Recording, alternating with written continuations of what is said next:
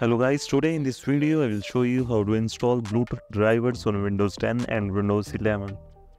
Now first of all go to Google, search Intel Bluetooth drivers. Now open the first one. Now click on download.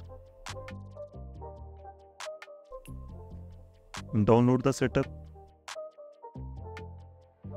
Now just open the downloaded setup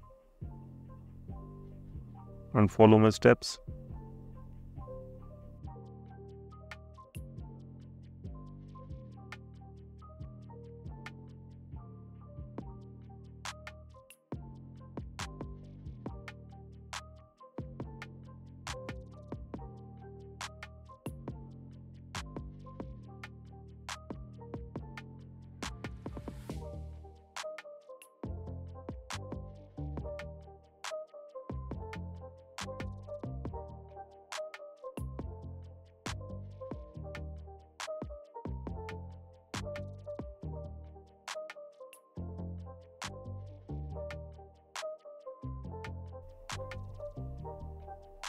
Now you can see our drivers are totally installed. Thanks for watching.